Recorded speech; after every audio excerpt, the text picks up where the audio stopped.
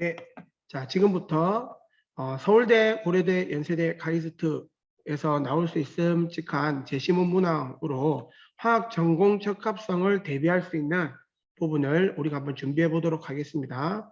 먼저 자 문항을 보시면 자 제시문이 나와 있는데 그 제시문에 나와 있는 그림이 있죠. 자 그림이 바로 이 상평형 그림입니다. 자 상평형 그림은 여러분들 화학투 교과서에서나 혹은 뭐 그 어떤 자료에서도 충분히 여러분들이 자주 접했던 그림이고, 자, 이 상평형 그림을 한번 설명을 해보자면 제시문에 나와 있다시피 압력과 온도에 따라 물질의 상태가 어떤 상태로 존재하는지를 알려주는 그런 정보를 가지고 있는 그래프입니다. 자, 이 그래프가 작성이 되는 배경은 간단하게 이야기를 하면 물질의 상태를 결정하는 것은 결국엔 압력과 온도다라는 것이요. 자, 물질의 상태를 결정하는 건 압력과 온도인데 그걸 더 자세히 들여다보면 이제 동일한 물질이라고 할지라도 어떤 상태이냐에 따라서 그 각각의 상태들이 가지는 그 고유의 포텐셜 에너지라는 게 있어요. 그걸 화학 포텐셜이라고 하는데 그 상태들마다의 화학 포텐셜을 결정하는 게 바로 압력과 온도, 이 두 가지 요소가 되겠습니다. 그래서 압력과 온도에 따라 화학 포텐셜 에너지 값들은 다르고 고체일 때, 액체일 때, 기체일 때의 화학 포텐셜 에너지 값들이 다 다르게 됩니다. 예를 들면 1기압 25도씨에서 액체가 가지는 화학 포텐셜 에너지 값이 있을 거고 고체가 가지는 화학 포텐셜 에너지, 기체가 가지는 화학 포텐셜 에너지 값이 있을 거예요. 자, 그러한 화학 포텐셜 에너지 값들을 비교해 봤을 때 1기압 25도씨에서는 액체의 화학 포텐셜 에너지 값이 가장 낮다, 안정하다라고 할 수 있고, 따라서 1기압 25도씨에서는 물이 액체 상태로 존재하게 된다라는 결론입니다. 따라서 그 화학 포텐셜 에너지 값을 근간으로 어떤 상태로 존재하는지를 압력과 온도에 따라서 조사를 해보니까 다음과 같은 그래프를 그릴 수 있었다라는 거예요. 자, 상경계선은 두 가지 상태가 공존할 수 있는 압력과 온도 조건을 뜻하고, 자, 그리고 여기 말하는 삼중점은 어때요? 세 가지 상태가 모두 다 공존하는 지점을 뜻하죠. 세 가지 상태가 모두 다 공존할 수 있는 압력과 온도 조건을 뜻한다라는 거예요. 자, 이 상경계선의 기울기를 살펴보시면 결국에는 압력, 온도 그래프에서 기울기 값은 결국에는 미분값, 즉 dt분의 dp에 해당되는 값이겠죠. 그래서 이 dt분의 dp, 이 기울기에 대한 값을 조사를 해봤더니 클라우시우스 클레페이론이라고 하는 과학자들이 연력학적 함수, 즉 절대 온도 그리고 상변화 시에 수반되는 부피 변화량, 그리고 상변화 시에 수반되는 엔탈피 변화량을 가지고 이렇게 정의를 한 식이 있습니다. 자, 이거는 깁스 에너지를 배운 학생들은 고급학에서 충분히 유도할 수 있는 식이기 때문에 이 식이 또 탄생하게 된 배경도 여러분들 스스로 포털 사이트나 혹은 전공 서적을 통해서 공부해 볼 만한 가치가 있다라고 생각을 합니다. 여튼 dt분의 dp는 t 델타 TRS V분의 델타 TRS H다 라는 것을 염두에 두고 넘어가 보도록 하겠습니다. 자, 나 지문을 보면 영희와 철수가 간단하게 대화를 나누는 장면이 있습니다. 자, 영희가 구급 상자를 보고 A, B, C 중에서 어떤 약이 가장 잘 녹을까 궁금해졌고, 이 궁금증을 풀기 위해서 영희와 철수가 실험을 합니다. 자, 문제인식, 어떤 약이 물에 가장 잘 녹을까? 그렇게 해서 변인 통제를 하는 과정이 이렇게 나오는데, 자, 조작 변인이 뭐고 통제 변인이 뭐고 종속 변인이 뭔지 여러분들 꼭 알고 있어야 되고, 이렇게 변인을 설정하는 과정 자체가 제시문 시험 문제로 여러분들의 대답으로 유도하고 싶은 그런 문제로 나올 확률이 있습니다. 그래서 변인을 설정하는 과정, 변인을 설계하고 실험을 설계하는 이런 과정들을 여러분들 나름대로 충분히 준비해 볼 만한 가치가 있는 부분이다 라고 생각을 합니다. 자, 여기에서는 조작 변인을 A, B, C 약을 넣는 것으로 했고, 통제 변인으로는 물과 약의 양, 그리고 기억이라고 했는데 이 기억은 아마 온도겠죠. 온도. 자, 온도가 될 겁니다. 자, 그래서 이 영희와 철수는 결국에는 측정하고 싶었던 게 바로 이겁니다. 약이 물에 녹는 시간입니다. 이렇게 해서 시간을 측정을 하게 되는데 A가 1분, B가 5분, C가 40분이 걸렸대요. 따라서 결론, A가 가장 잘 녹는다. A가 가장 용해도가 크다라고 결론을 맺게 됩니다. 그리고 추가 질문은 A가 왜 제일 잘 녹을까? 그 원인이 뭘까? 라고 해서 실험을 끝내게 되네요. 자, 1번 문항을 보겠습니다. H2O 상평형 그림에서는 우리가 사는 세상에서 빨래가 마르는 현상이 설명되지 않아요. 즉, 우리가 사는 세상 1기압 25도씨 조건이라고 칩시다. 지금 현재 조건이. 자, 지금 밖에 빨래를 내놓으면 말라요, 안 말라요?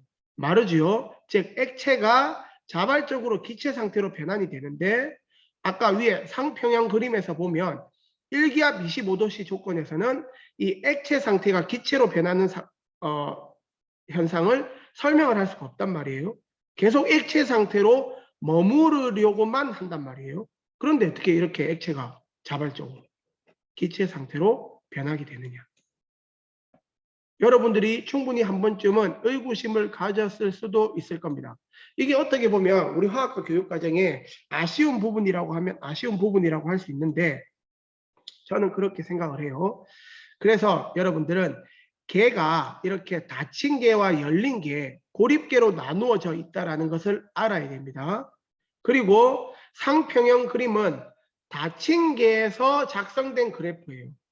즉 뚜껑이 닫혀 있지 않으면 상평형이라고 하는 동적 평형 상태라고 하는 게 결코 만들어질 수 없습니다. 우리가 살고 있는 세상은 열린 개이기 때문에 이 열린 개에서는 동적 평형 상태, 즉 상평형이라고 하는 건 절대 이루어질 수 없다라고 하는 점을 기억해 두시면 좋을 것 같아요. 자, 고립계는 여러분들 물리원에서 잘 배웠다시피 고립계는 에너지도 물질도 전혀 출입이 되지 않는 계를 고립계라고 합니다. 자, 이것도 선생님이 상세히 이렇게 정리를 해 놓은 부분이 있는데 충분히 읽어볼 만한 가치가 있습니다. 자, 여기에 있는 내용을 읽어보고 이것과 관련된 다른 응용된 문제가 나올 수 있기 때문에 꼭 공부를 하시기 바랄게요. 자, 그러면 이제 바로 2번 문제를 읽어보겠습니다. 2번 문제. 가는 H2O 상평형 그림에서 고체 액체 상경계선은 음의 기울기, CO2에서는 어때요? 고체 액체 상경계선 기울기는 양의 기울기랍니다. 자, 이건 CO2뿐만 아니라 이 세상에 존재하는 거의 모든 물질들은 상경계선의 기울기가 바로 고체 액체 상경계선의 기울기가 양의 기울기를 가져요. 여기에 보시다시피 자, 고체 액체 상경계선의 기울기는 양입니다. 그런데 물만 예외적으로 음수의 그래프를 가져요. 이 그래프의 기울기가 음수예요. 자, 왜 그런지는 여러분들 알아볼 만하죠. 왜냐하면 선생님이 식을 줬기 때문에. 상경계선에 대한 기울기식, 여기에다가 여러분들이 알고 있는 데이터를 그냥 대입만 하면 됩니다. 자, 우선 물 같은 경우 고체에서 액체로 변할 때 델타 V 값은 어때요? 고체가 액체로 변할 때 델타 V 값이 음수죠. 음수입니다. 자, 그리고 음수입니다. 자, 0보다 작죠. 자, 그리고 고체가 액체로 변할 때, 즉 얼음이 물로 변할 때 엔탈피 변화량. 자, 흡열 반응이에요, 발열 반응이에요? 당연히 얼음이 열을 흡수해야 물로 변하죠. 그래서 흡열 반응입니다. 따라서 델타 H 값은 양수가 되고, 따라서 여기 T 델타 V분의 델타 H 값이 결국에는 음수가 되기 때문에 DT분의 DP, 즉 상경계선의 기울기는 음수가 된다라고 할 수 있겠죠. 자, 이건 여러분들이 알고 있는 데이터를 그냥 식에다가 대입만 하면 되기 때문에 굳이 이 식을 보고 두려워할 필요는 없다라는 소리예요. 어떻게 보면 여기 나와 있는 문제 중에서 가장 쉬운 문제다라고 할 수 있습니다. 자, CO2 같은 경우에는 마찬가지로 생각을 하게 되면 델타 V 값이 물과는 다르게 고체에서 액체로 변할 때 델타 V 값이 0보다 크기 때문에 dt분의 dp가 결국에는 양수 값이 되는 결과를 초래하게 되죠. 자, 이것도 마찬가지로 알고 있는 데이터를 그냥 대입만 하면 된다라는 거예요. 자, 이 이번 문항의 핵심은 이겁니다. 물만 예외적으로 고체에서 액체로 변할 때 부피 변화값이 음수다라는 거예요. 다른 물질들과는 다르게 이렇게 델타 V 융해 현상에서 융해가 일어날 때의 델타 V 값이 음수다라고 하는 이러한 특이한 점이 바로 물의 특이성이고, 이 물이 지금껏 지구에서 존재하면서 생명체들이 이렇게 계속 지구가 계속 진화하고 생명체가 생겨날 수 있었던 원인 중에 하나가 되겠죠. 자, 다음 넘어가서 3번 문제를 보면 영희와 철수의 실험적인 측면에서의 오류 찾아봅시다. 실험적인 측면에서의 오류. 바로 영희와 철수는 뭐가 잘 녹을까? 얼마나 잘 녹을까? 즉 용해도가 가장 높다라는 결론까지 도출하면서 실험을 했단 말이에요. 그러면 결론적으로 이 영희와 철수가 실험에서 측정하고 싶었던 거는 용해도입니다. 용해도. 우리가 용해도가 높다라는 거는 결국에는 용해 반응에서의 평형상수가 크다는 것을 의미한다. 즉 우리는 이 영희와 철수는 이 용해 반응에서 평형상수가 누가 제일 클까? 가 궁금했던 건데 실험을 잘 설계해 놓고 종속 변인으로 설정했던 게 녹는 시간이었다라는 거예요. 이건 잘못됐죠. 그래서 지금도 출제될 부분들 중에서 가장 교수님들이 가장 크게 고려할 부분이 바로 이런 부분이라고 생각을 해요. 화학에서는. 자, 평형이라고 하는 관점이랑 속도라는 관점을 선생님이 꼭 구별을 해주고 싶어요. 왜냐하면은 이게 구별이 안 돼서 혼용해서 사용하는 학생들이 많아요. 빨리 녹는다고 해서 잘 녹는다라는 개념이 성립하는 건 아니에요. 즉 빨리 녹는 놈은 무조건 많이 녹는다. 그건 틀린 말이에요. 늦게 천천히 녹아도 충분히 많이 녹을 수 있다라는 소리입니다.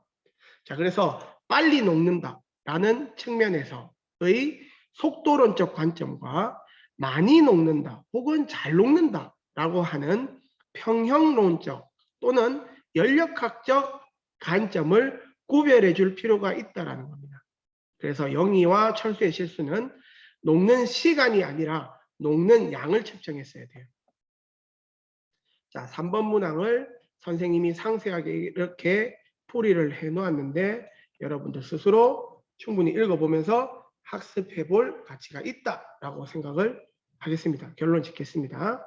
자, 여기에 정리해 놨다시피 속도론적 관점과 연력학적, 즉 화평형론적 관점을 반드시 뭐해라? 구별해라는 겁니다. 자, 속도론적 관점에서 우리가 반응 속도에 영향을 미치는 요인 뭐가 있었냐면 표면적, 농도, 압력, 온도, 촉매가 있었습니다. 자, 이런 네 가지 요인들이 각각 어떤 메커니즘으로 해서 반응 속도에 영향을 미치는지를 스스로 공부를 할 필요가 있습니다. 예를 들면 뭐 온도를 높이면 반응 속도가 증가하는 이유가 뭐죠? 온도를 높이면 반응 물질들의 운동 속도가 증가하고 따라서 활성화 에너지를 넘을 수 있을 만한 운동 속도를 가진 물질들의 비율이, 반응물의 비율이 그만큼 높아지기 때문에 반응 속도가 증가한다. 즉, 또 다른 측면으로는 온도가 증가하면 반응 속도 상수 K가 증가한다. 온도와 반응 속도 상수 사이의 관계는 아레니우스식으로 정리할 수 있었습니다. 자, 이 부분은 화학2를 배운 학생들이 아마 심화 자료를 읽어본 학생들은 아마 공부를 한 학생들이 있을 거예요. 그래서 아레니우스식 한번 살펴보시면 좋을 것 같습니다. 촉매는 활성화 에너지를 낮추고 뭐 이런 등등의 내용을 설명할 수 있어야 됩니다. 아, 맞다. 또 그리고 이렇게 표면적과 농도에 대한 이야기를 할 때, 압력에 대한 이야기를 할 때는 유효 충돌이라고 하는 개념을 사용해서 반응 속도의 증가를 설명을 해야 됩니다. 충분히 공부할 가치가 있어요. 공부하세요. 자, 그리고 연력학적인 관점에서, 즉 평형론적인 관점에서 설명을 할 때는 너무 중요하죠. 르 샤틀리의 원리. 르 샤틀리의 원리로 설명을 할 때 주의해야 될 점. 평형의 위치를 이동시킬 뿐 평형 상수를 변화시킬 수 있는 요인은 온도밖에 없다라는 거죠. 자, 나머지 뭐 반응물의 생성물의 양이나 농도나 혹은 압력 이런 값들은 평형의 위치, 평형을 추진시키는 대로만 사용이 되지 평형 상수를 실질적으로 변화시킬 수 있는 요인은 아니다. 평형 상수를 변화시킬 수 있는 방법은 온도밖에 없다라는 걸 강조하고 싶습니다. 자, 속도론적 관점과 연력학적 관점을 또 구별해야 되는 이유가 뭐냐면 약대나 의대 쪽에 조금 공부를 열심히 한 학생들한테 하고 싶은 이야기가 있는데, 보통 약을 합성을 하잖아요. 어떤 물질을 합성하는 데 있어 가지고 두 가지 생성물이 섞여서 만약에 나온다면 되게 그래요. 한 가지 생성물은 속도론적 생성물일 확률이 높고 나머지 한 가지 생성물은 연력학적 생성물일 확률이 높습니다. 따라서 어떻게 하면 연력학적 생성물을 주 생성물로 만들 수 있을까? 혹은 어떻게 하면 속도론적 생성물을 주 생성물로 만들 수 있을까? 라는 관점에서 질문이 나올 수도 있습니다. 이건 조금 어려운 질문일 수도 있어요. 그래서 속도론적 생성물, 연력학적 생성물이라고 포털 사이트에 한번 쳐보시고 공부할 만한 가치가 있는지 스스로 한번 판단해 보시는 것도 좋은 공부가 될 것 같아요. 자, 넘어가서 기체 반응계에서 압력을 가하는 방법이 크게 두 가지가 있습니다. 기계적으로 그냥 힘으로 그냥 찌그러뜨리는 거죠.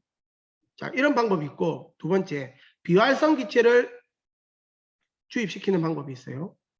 자, 일정 부피 조건에서 비활성 기체를 주입할 때는 평형이 어떻게 변화가 되는지 설명을 해놨습니다. 꼭 읽어보고 공부를 하세요.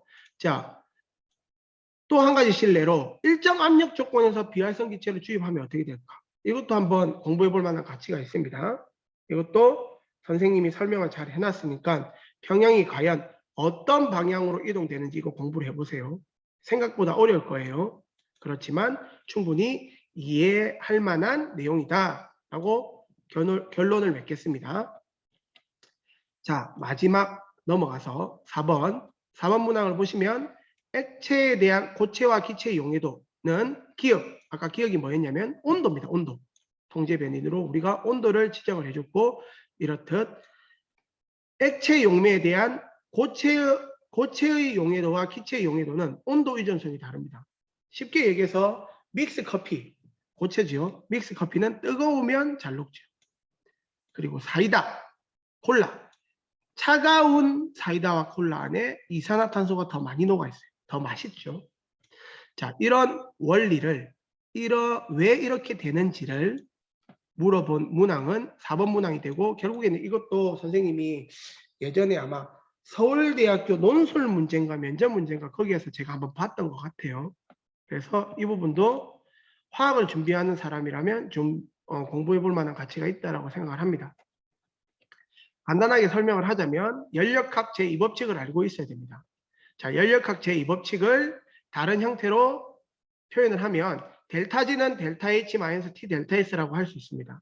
여기에서 델타 G는 깁스 자유 에너지 변화량, 그리고 델타 H는 반응 엔탈피, 델타 S는 반응 엔트로피라고 할 수 있습니다. 자, 여기에서 G와 HS가 무엇을 의미하는지는 따로 설명을 안 하겠습니다.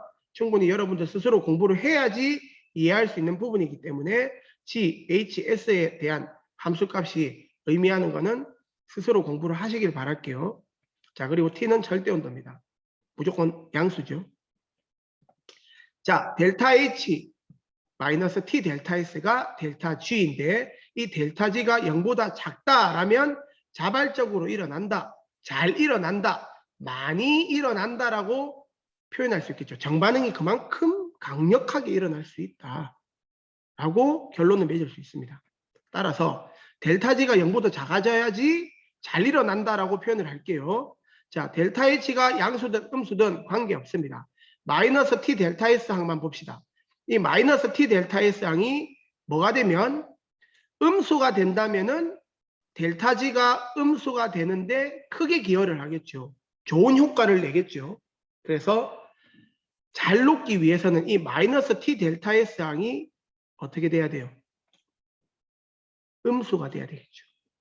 자, 우리가 알고 있다시피 이 T라고 하는 절대 온도는 항상 양수이기 때문에 이 델타 S 값이 뭐가 돼야?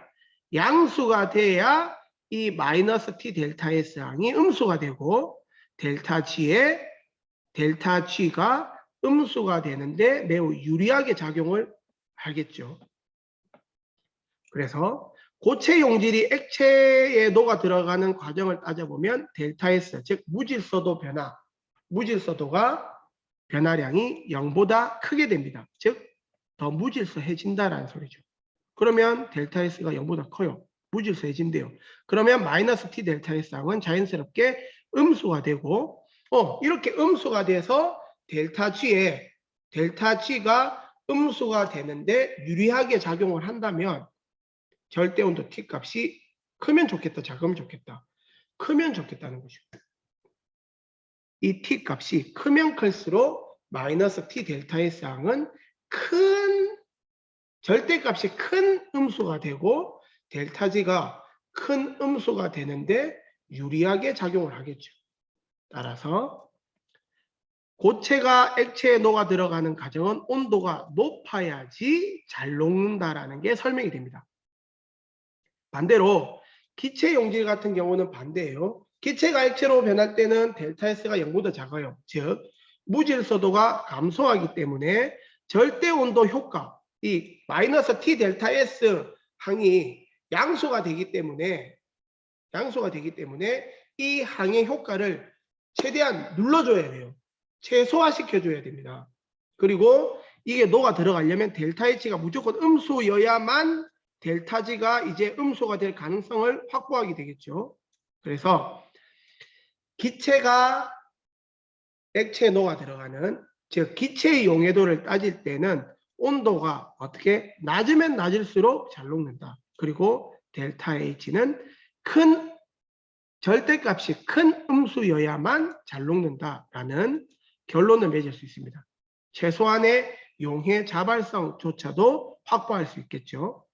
그래서 이 델타 G는 델타 H 마이너스 T 델타 S라고 하는 이 정말 유명한 식이에요. 이 연력학 제2법칙을 열린 계에서 일어나는 변화를 열린 계에서 정의할 수 있는 아주 유용한 연력학 제2법칙에 해당되는 이 식 꼭 기억을 하시고 고체와 기체의 용해도에 대한 온도에 대한 의존성을 설명해 주시면 되겠습니다. 자, 이렇게 해서 1, 2, 3, 4번 문항 풀이를 마치도록 하겠습니다. 고생하셨어요.